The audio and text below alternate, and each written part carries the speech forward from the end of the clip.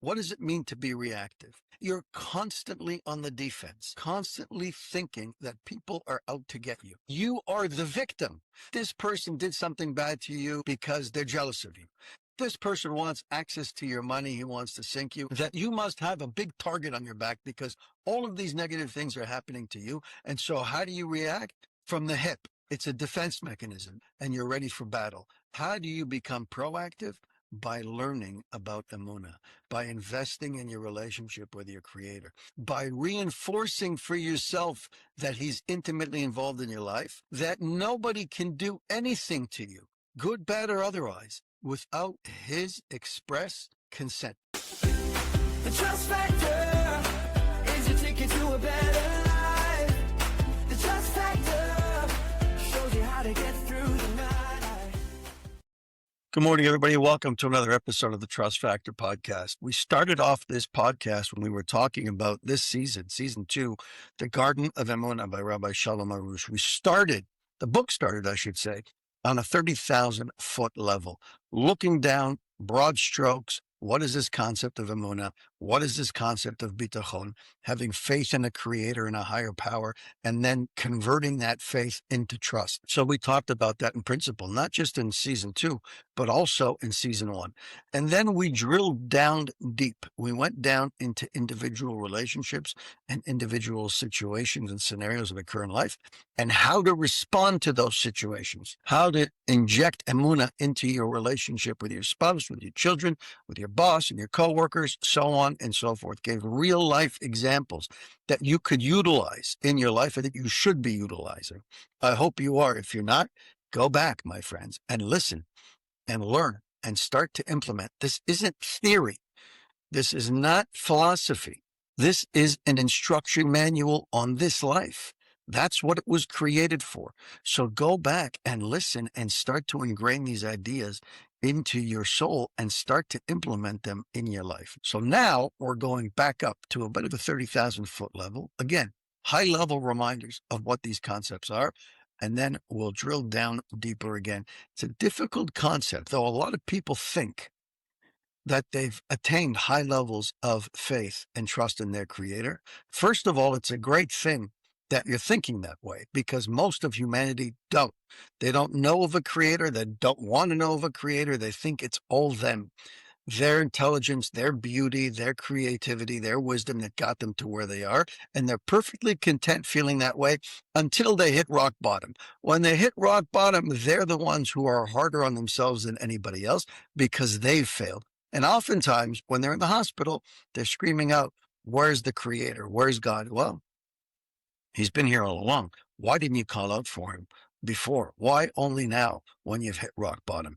That's a different question. But the point is that it's a difficult thing to work on. I'm not blaming people because I know how difficult it is. You can spend a lifetime trying to develop your faith and your trust in the creator. Why is it so hard? It's so hard because he's not physical. He's not here. He's not in front of us. We can't touch him. We can't smell him. We can't hear him. We can't use our senses to be able to figure out that God exists. Like 98% of the things in the world, I know how much this table weighs. I can measure its dimensions. Nobody will ever be able to convince me that this table doesn't exist.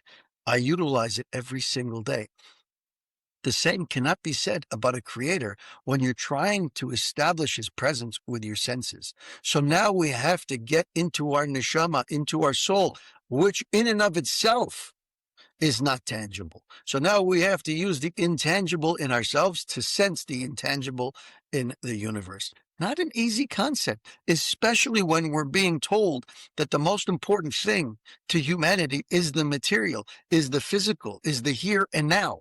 When that's what you're being told, then you're negating, you're not even thinking about your spiritual side. That's why there's been a big revival lately as materialism has gone through the roof. As our creature comforts have increased exponentially, there's been a push towards soul searching and spiritual growth in things like yoga and meditation. It's become a whole thing for a reason, because people are deficient in their spirituality and they're starting to sense that. And now they're going back. They're trying to find out how they can invest in their spirituality. That's what this is. You don't need yoga. meditation is very important. What do you think prayer is? Prayer is a form of meditation. You see oftentimes people who are praying and they're shuckling, they're bobbing around, they're weaving, they're twisting, they're doing their thing. They're in a state almost like a trance-like state where they're connecting, they're doing everything that they can. They're using their bones and their muscles to be able to connect back to the ideas that are in their head, because that amplifies the power of the prayer, amplifies their feelings so that they can get a little bit deeper in touch with their soul. That is a form of meditation. So it's not easy, but it's perfectly capable. We see it. We need to look at the examples that surround us. We have giants in Torah. We have giants in spirituality who can show you, who lead by example. It can be done. Oftentimes the text will prove to you that there is a creator. There's a concept. I was sitting by a lecture a long time ago, given by a wonderful lecturer by the name of Max Antebi. I met him once at a Shabbaton where he gave over a lecture and he talked about Torah codes. A lot of people haven't got a clue about Torah codes. That is equidistant letter spacing in the Torah. That if you take a page or even a paragraph or even a line sometimes in the Torah, and you circle a certain letter and you count a number of letters and circle the next one and count the same number of letters and circle that letter, and do that for a portion of the page, and you take the letters that you get, you find a secret code hidden in those letters. It's very real. It's numerology. It exists. And it has baffled scientists and statisticians for generations. And he did a wonderful job at explaining. But I remember it blew our minds in the audience as we sat and listened to this concept. I was blown away by it, thinking this is crazy. This is God showing you that he knows the past, present, and the future, which is the defining trait of a God. In order for somebody to be God, he needs to be able to know the future. How does he know the future? Because he controls it. That's the only way to know the future. And we're not talking about a single event. We're talking about a series of events. We're talking about a paradigm shift. We're talking about the status quo. He knows what it's going to be. How does he know? Because he manages it. That's the only real way to know. We're not talking about 5 seconds from now. We're talking about hundreds of years from now or thousands of years ago. It's all written in the Torah. And so being totally impressed by it, I was surprised when a woman in the audience got up and said, why do we need this? I mean, we know God exists. We know that he's here. We know that he runs the world. Why do we need this? It seems superfluous. And I thought, what do you mean? This is God talking to us. A lot of people say, why isn't God here and now? Once upon a time, he used to speak to the nation. He spoke to us in front of Mount Sinai, right? We heard his voice booming. Yeah. And he spoke to Moses and he spoke to the prophets. You know, if God was here today speaking to us, maybe I'd be more observant. Maybe I'd keep more of the commandments. Maybe I would do so much more if he was only here, but he's not. I don't see him. I can't sense him. So how do you expect me to follow his decrees? If only he were here, I'd be so much of a better Jew. And the answer is you're wrong. You're wrong because that's what happened at Mount Sinai. The Jews not only experienced open miracle after open miracle in Egypt, where God brought down the superpower of the world, brought them to their knees, a global superpower. The Jews sat by and watched as God single-handedly brought plagues, one after the other, and destroyed Egypt to the point where they sent out their Jewish slaves. And then again, splitting of the sea, an unbelievable miracle that is movies are made about it today. And then food falling from the sky and clouds of glory enveloping them, and their shoes not wearing off of their feet and their clothes not getting soiled, and so on and so forth. Open miracle after open miracle. They get to Mount Sinai. They hear God's voice booming. They get the Torah from him directly. And what are they doing not long after that? Serving an idol at the foot of that very mountain. They were doing it, and they were holding on the highest level of purity. And if they were holding on that level, what are we going to say? That we're nowhere near that. As we've gotten away from Mount Sinai and the giving of the Torah, we've fallen in our status and our observance of the Torah and the commandments. For obvious reasons, we see the noise that we have today, the distractions that they didn't have to deal with back then. But that's just more proof that even if he was here, Even if he stood right beside you and told you all the things to do, it wouldn't take long for you to stop following his commandments. So think about it. You don't need him here. You don't need to hear his voice. You don't need Moses and you don't need prophets. All you need is his Torah and a little bit of common sense. Sit and study Torah with the right person. Torah code is but one example of God showing you that he's real, that he exists, and that he knows everything because he controls everything. But there are so many other ways just to look and assess all of creation or a human body or a human organ. Take a human brain and spend your life studying that, and you'll fall in love with your creator, and you'll know full well there's no such thing as randomness. Now it's time to climb back up to 30,000 feet. We're talking about our social life. How do we bring these ideas of faith and trust into our social life? So it says that a person undergoes many tests of emunah in the course of your social life. He says, at work with colleagues and with your superiors, in the army with his buddies and with his commanders. He says, Rabbi Shalom Arush, he lives in Israel. Almost everybody in Israel gets enlisted to the army. That's why it's a big part of their lives. And they have to deal with their friends and their officers, their commanders. In school with friends and teachers, and at home with parents and siblings, and so on and so forth. There are tests in every area in monetary matters. That's a big one. We talked about that the other day. How you start to see somebody's real character when it comes to issues of money. So you deal with money matters when you get robbed or when you're cheated or when other people use your property without permission, or with status. There's no coincidence he's bringing these two examples. Money and honor, right? They go together. Status, when a person is demoted or fails to be promoted. It's the worst thing in the world. Or when he suffers an affront to his dignity. People are so thirsty for honor and respect. Whether they deserve it or not is a different question, but their quest to achieve it is on the highest level. And that's why oftentimes they chase after money, because money is, in their mind, going to equate them with honor and with respect. And it's not true. Oftentimes it does the exact opposite, because like we said the other day, that person wasn't primed to receive that material wealth. And therefore that broken vessel couldn't sustain it. And instead of doing good with it, they did all the wrong things with it. And as a result, impacted negatively all of their relationships. So how do you deal with it? There's two ways. How do you deal with these situations? One way is you're reactive. And the other way is you're proactive. What does it mean to be reactive? It means that you're constantly on the defense. It means that you're constantly thinking that people are out to get you, that you are the victim, that this person did something bad to you because they're jealous of you, that this person wants access to your money, he wants to sink you, and that's why this negative thing happened. That you must have a big target on your back because all of these negative things are happening to you. And so how do you react? From the hip, right? It's a defense mechanism. You put up a wall, you put up your fighting gloves, and you're ready for battle. That's somebody who's reactive to life. How do you become proactive? By learning about emunah, by investing in your relationship with your creator, by reinforcing for yourself that he's intimately involved in your life, that nobody can do anything to you, good, bad, or otherwise, without his express consent. If he doesn't consent, nobody can touch a hair on your head, which means if he's your father and he loves you and he's watching out for you, that anything that happens to you, no matter how you interpret it, has to be good.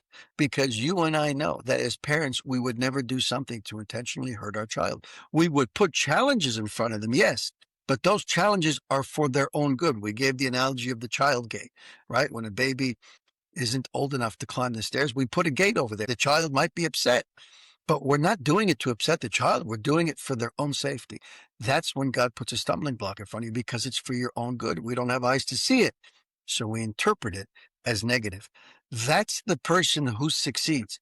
When you're proactive, when you're learning that everything comes from your creator, when you're ingraining it in your mind in every single situation, when it starts off negatively because you're learning and you're growing and your immediate impulse is to be reactive, but then you pull back and you say, wait a second.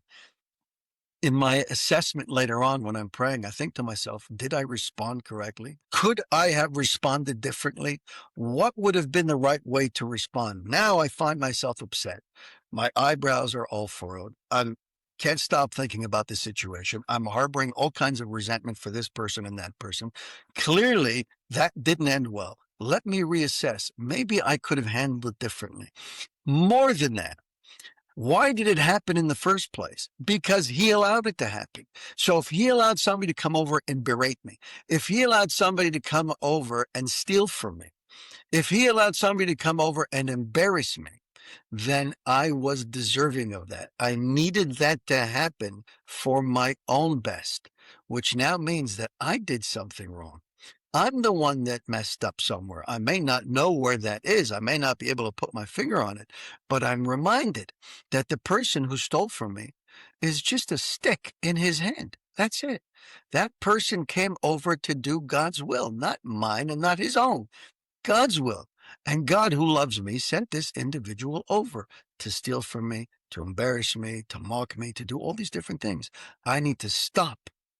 I need to pull myself back, and I need to reassess and remind myself who runs the world and why this was allowed to happen. When you do that, you recognize it was sent to you by your Father who loves you.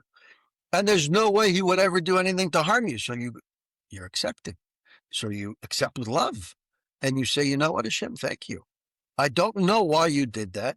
I'm not sure what I did. I'm going to try and do an assessment to figure out what it is so that I can change it so that it doesn't happen again. But thank you, because I know that you saved me from many, many more difficulties, much greater than the one that you gave me. It's like a parent that wants to punish a child. Parent never wants to punish a child, but sometimes it's necessary. And that's why sometimes we relent, which we talked about the other day, how important it is not to relent, right? Because that's how you teach a child that you stand by your word. But we're human and we love our children so much. And that's why it becomes so difficult to parent and to discipline, because we don't want to see our child suffering. We love them so much. We just want to see them happy and fulfilled. And especially if they're suffering at our hands, we feel like we're the aggressor, even though we know it's for their own best. So we relent and we pull back and we cut the punishment shorter. And the child loses as a result of that. And we also lose because the child now learns that there aren't real consequences to their action, but it's out of love. So God does the same thing.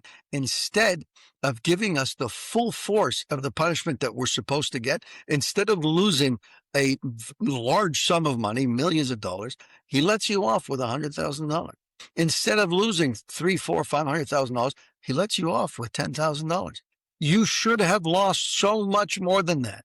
But in his love for you, he doesn't want you to suffer. So he gives you a smaller punishment, one that you can manage to absorb, only if you're holding on a certain level. Remember, you have to be in that relationship.